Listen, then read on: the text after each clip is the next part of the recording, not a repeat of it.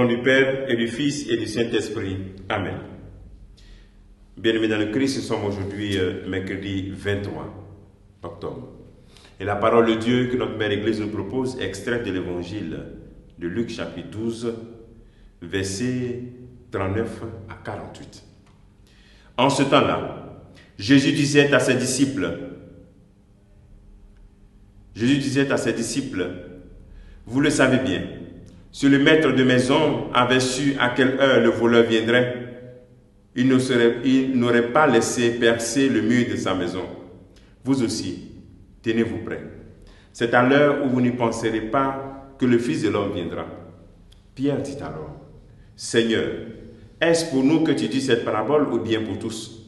Le Seigneur répondit, que dire de l'intendant fidèle et sensé, à qui le maître confiera la charge de son personnel pour distribuer en temps voulu la ration de nourriture? Heureux le serviteur que son maître, en arrivant, trouvera en train d'agir ainsi. Vraiment, je vous le déclare, il établira sur tous ses biens. Mais si le serviteur se dit en lui-même, mon maître tarde à venir, et il se met à frapper les serviteurs et les servantes, à manger et à boire, à s'enivrer, alors quand le maître viendra, le jour où son serviteur ne s'y attend pas, à l'heure qu'il ne connaît pas, il l'écartera et lui fera partager le sort des infidèles. Le serviteur qui, connaissant la volonté de son maître, n'a rien préparé, n'a pas accompli cette volonté, recevra un grand nombre de coups. Mais celui qui ne la connaissait pas et qui a mérité des coups pour sa conduite, n'en recevra qu'un petit nombre. À qui on a beaucoup donné, on demandera beaucoup. À qui l'on a beaucoup confié, on réclamera davantage. Acclamons la parole de Dieu. Louange à toi, Seigneur Jésus. Bien-aimés dans le Christ, cette parabole s'inscrit dans ce contexte toujours de la vigilance. La vigilance, hier nous avons écouté cette parabole où le Seigneur nous comparait à des employés. Le propriétaire, la relation entre le propriétaire Dieu et puis les employés. Aujourd'hui, cette parabole de la vigilance met l'accent entre le propriétaire et puis un voleur. Et après la question de Pierre, c'est le propriétaire et l'administrateur. Donc il nous invite à la vigilance, il présente toutes ces images-là pour que nous soyons vigilants. Pour que le jour du Seigneur ne nous surprenne pas. Pour que notre rencontre définitive avec le Seigneur ne nous surprenne pas. Il est vrai qu'aujourd'hui, beaucoup présentent la fin du monde et présentent une certaine terreur et font peur. Alors, il ne s'agit pas pour nous de rentrer dans une inquiétude, mais dans une angoisse, mais de préparer chaque jour cette rencontre définitive avec le Seigneur avec sérénité, avec tranquillité, avec amour. Je me rappelle toujours cette belle phrase lorsque Saint Jean Bosco a demandé à ses enfants, si vous devez mourir aujourd'hui, qu'est-ce que vous allez faire? Beaucoup ont dit, je vais courir pour aller me confesser. D'autres disent, je vais prier.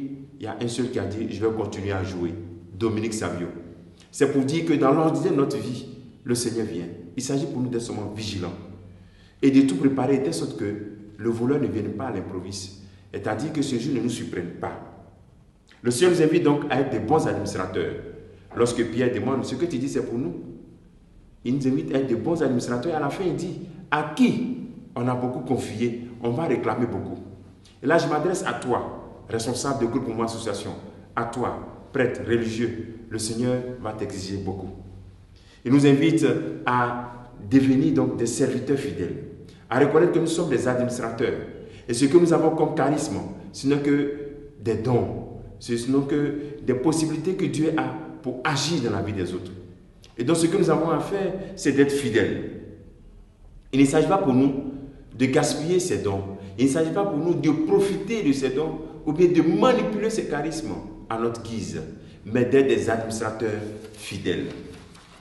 Comment comprendre quand Jésus nous invite donc à être des administrateurs fidèles? Il nous invite aussi donc à ne pas tomber dans un laxisme en disant que le jour du Seigneur tarde, ça tarde, mais à rester toujours vigilant. Le Seigneur est déjà avec nous.